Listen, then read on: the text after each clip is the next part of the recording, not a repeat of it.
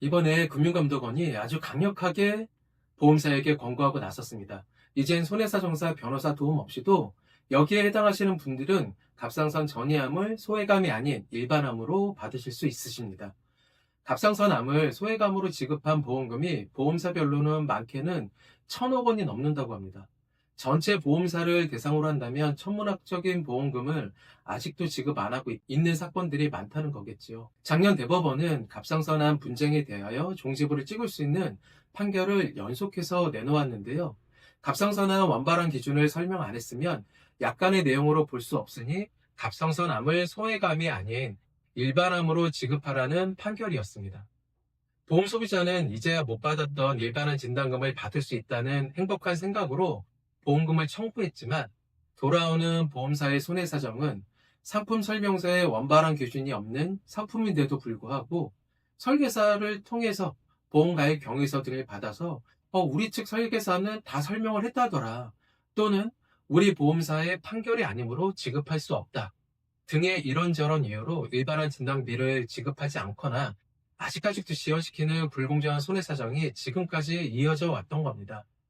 그런데 드디어 금융감독원이 아주 강력하게 나섰던 거죠.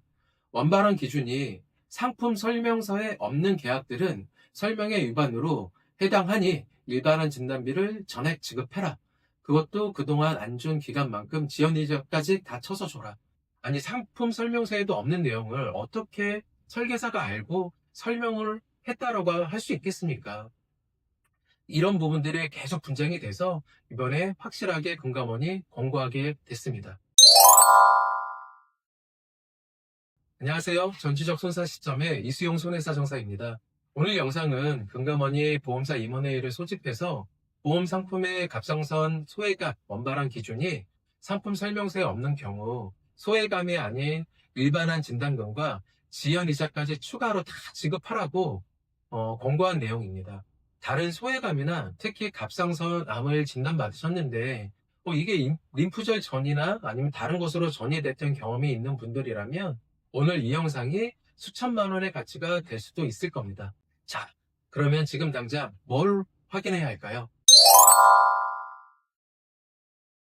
아직 갑상선암 진단금 청구 전이시라면 확인할 사항이 있는데요.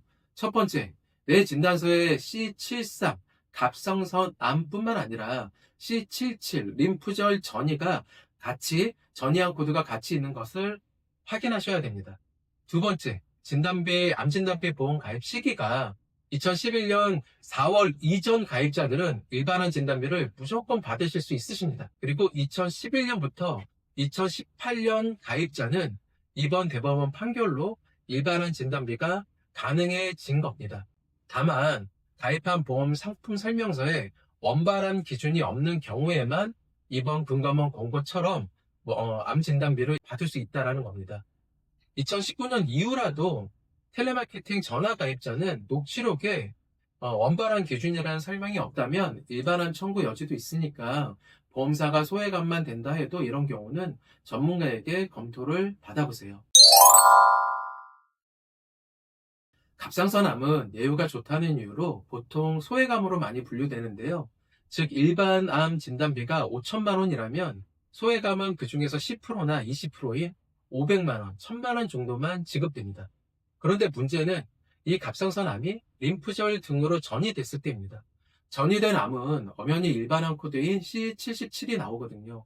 그런데 보험사가 일반암을 면책하는 근거는 어쨌든 뿌리는 갑상선암 원발암에서 전이된 전이암이니까 우리는 원발암 기준인 소외감 진단비 1회만 지급하겠다. 그래서 500만 원만 지급하는 게 맞다라고 주장하면서 소외감 금액으로 모든 보험금을 지급해 왔던 겁니다. 이걸 두고 보험사와 가입자 사이에 10수년 넘게 분쟁이 있었습니다. 여러분들도 잘 알고 있듯이 드디어 작년 2025년 3월에 갑상선암 분쟁에 대한 종지부를 찍을 수 있는 대법원 판결 2023-250746 판결이 나왔던 겁니다. 연달아 대법원 판결이 3개까지 나왔는데요. 모두 다 핵심은 딱 하나, 설명 의무였습니다. 보험사가 전이암이 발생해도 처음 암 생긴 곳, 원발 부위를 기준으로 보험금을 준다라는 말을 그 복잡한 약관의 내용을 가입할 때부터 충분히 피보험사한테, 계약자한테 설명했느냐라는 거죠. 대법원은 이번 보험금 액수가 달라지는 아주 중요한 내용이니까 이번 건은 가입자에게 별도의 설명이 없었더라면 가입자가 이걸 어떻게 알았겠느냐. 설명 안 했다면 그 약관은 무효다 라고 가입자의 손을 들어준 겁니다. 그런데 대법원 판결이 있는데도 불구하고 보험사들은 자체 현장 조사를 근거로 설계사의 일방적인 가입 경위서나 진술서만을 받아들이는 경우가 많았습니다. 그 과정에서 상품 설명서에도 없는 원발한 기준을 보험 가입 전 설명했다고 주장하면서 보험금 지급을 거절하거나 지연하고 결국 소비자에게 직접 소송을 통해 해결하라는 태도로 일관하는 경우가 많았던 거죠. 결국 보험금 관련 민원과 분쟁이 폭발하면서 늦은 감은 있지만 그래도 드디어 금융감독원이 소비자 보호 차원에서 아주 강력하게 보험사에 권고하고 나섰던 겁니다. 금융감독원은 상품 설명서에 원발한 기준이 없는 보험계약은 설명 의무가 맞으니까 위반한 계약으로 소송 기다리지 말고 알아서 소급해서 지급해라. 그것도 그동안 안 준 기간만큼 지연 이자까지 모두 다 쳐서 줘라 라고 권고했다는 겁니다. 여기서 중요한 점은 중복으로 다 받을 수 있는 건 아니고요. 갑상선 일반한 기준이 5천만 원이었다면 이미 지급받은 소외감이 500만 원이라면 그 500만 원을 뺀 나머지 4,500만 원과 가장 중요한 거, 그동안 지연이자까지 금감원에서 지급하라고 권고했으니까 지연이자를 못 받으신 분들은 추가 청구해서 꼭 받아보시기를 바라겠습니다.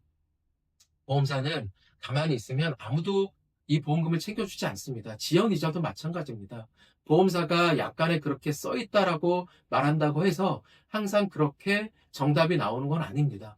부지급 내역을 공문으로 꼭 받아보시고요. 지연이자가 지급됐는지도 확인해 보십시오. 지급 내역서를 받아보시면 되십니다. 그 내용이 법원 또는 금융감독기관과 다르게 판단하고 있다면 그 권리를 지금 당장 행사하시길 바라겠습니다. 오늘 영상은 여기까지입니다. 그럼 오늘 하루도 건강하고 행복하시길 바라겠습니다. 감사합니다.